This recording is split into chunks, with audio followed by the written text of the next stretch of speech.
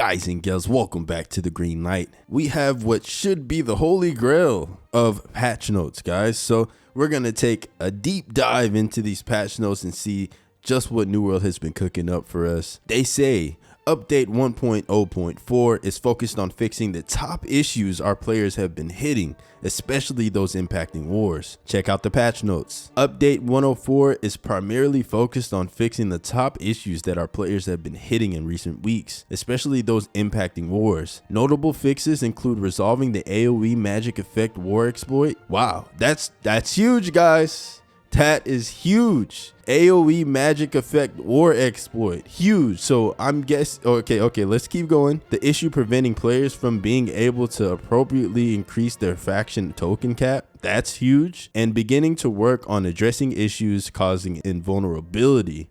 Now they said beginning, they didn't say it's actually fixed, but they said beginning, and at least that's a start, you know. We'd like to thank you for your patience as our team continues to work on resolving the issues and for your reports on the official forums. You can find a full list of changes and fixes below, but first, we'd like to share our plan for rolling out Outpost Rush and server transfers in a safe method. All right, guys, so far, they're hitting it on the head, you know, with the war. I know people are going to be really happy about that because wars did look a little crazy. Seeing wars on streams and whatnot, they were looking crazy, guys.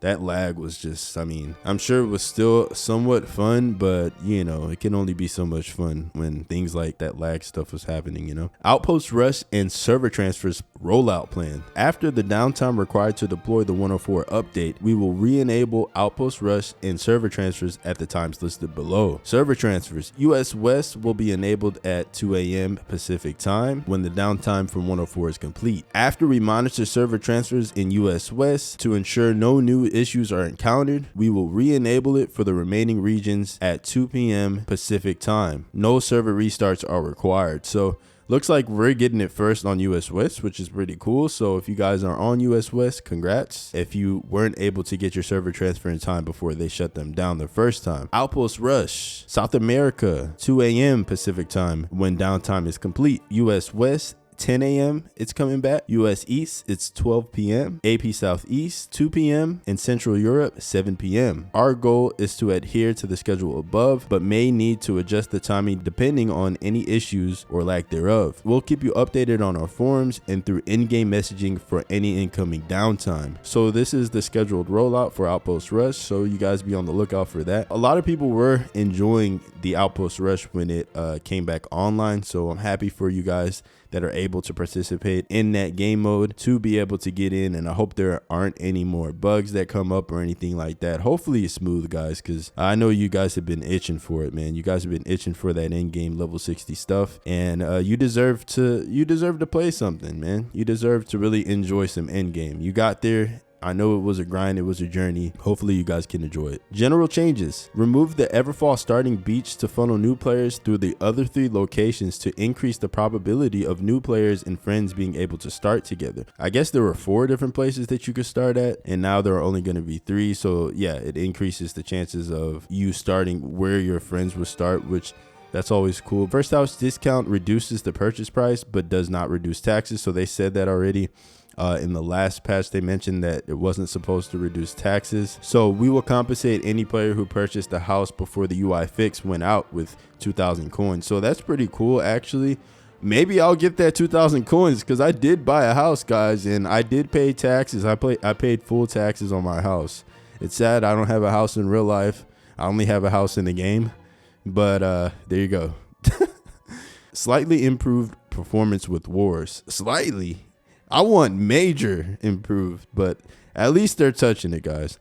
Slightly improved the performance of the life staff with changes to the passive abilities, Mending Touch and Blissful Touch. Okay, so these are the 2 abilities that you can hit your allies with. Blissful Touch heals your allies for 20% weapon damage every time you hit with a light attack, and Mending Touch removes a debuff from your ally every time you hit them with a heavy attack. So not exactly sure what they changed with these, but they did say it's just slightly. So hopefully it just makes it more responsive or something like that. Okay, in update 103, we corrected a bug causing companies to lose income from owning multiple territories or from failed war declarations. With this update, we are reimbursing lost coin revenue. So that's pretty good for you companies out there.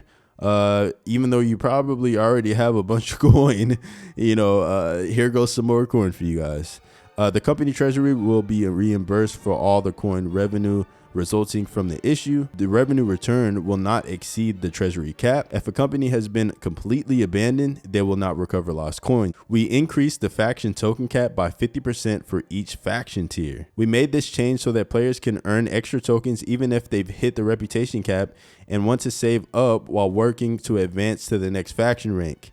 Here are the new values. So I actually just ran into this issue. I had 10,000 tokens, and while I hadn't hit the next tier, it felt like, what's the point in doing faction missions if I can't just I want to save up so by the time I do get to tier 3, I can buy some gear that I probably want from the third tier. Tier 1 was 5,000 tokens, increased to 7,500.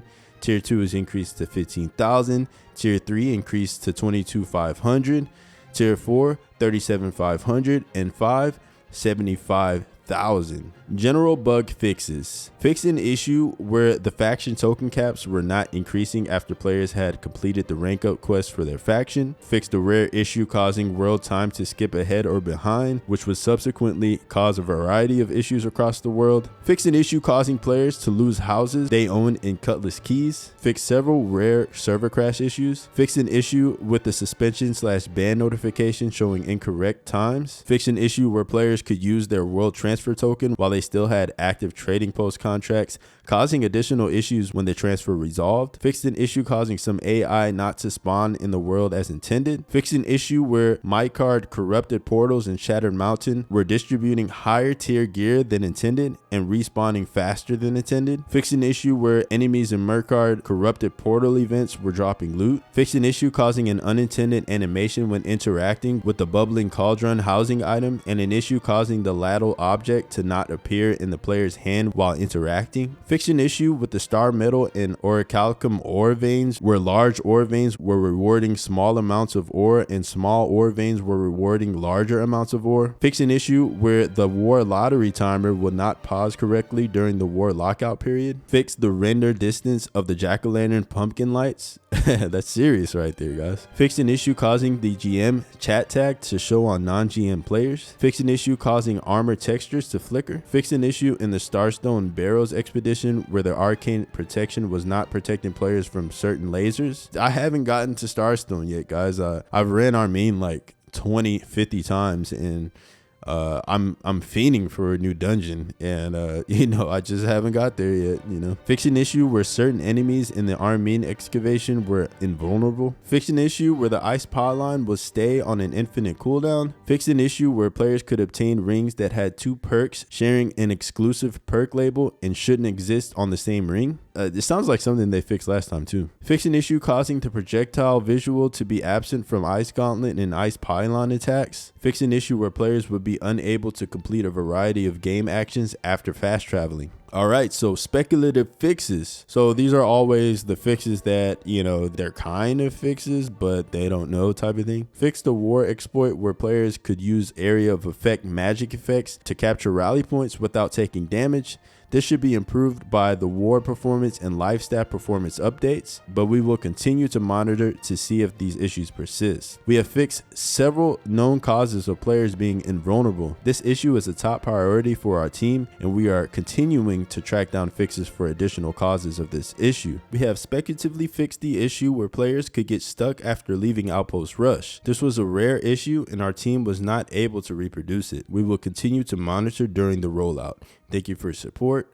We'll see you in Aeternum. So, guys, here we go. These are great fixes here, guys. They addressed a lot of these issues, mainly the war exploit. So this should fix that lag issue, because that was looking real rough, guys. Outpost Rush is back.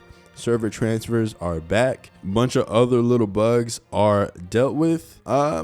You guys should be pretty happy here, guys. I feel like you guys should be pretty damn happy. Obviously, if you guys look underneath their Twitter, you still are gonna have people bitching about something, but it is what it is, guys. They're doing good work here. They're trying to improve the game, and this is a nice step in the right direction. Hit the like, hit the subscribe if you guys enjoyed the video. Keep those green lights on, and I'll catch you guys on the next one. Peace.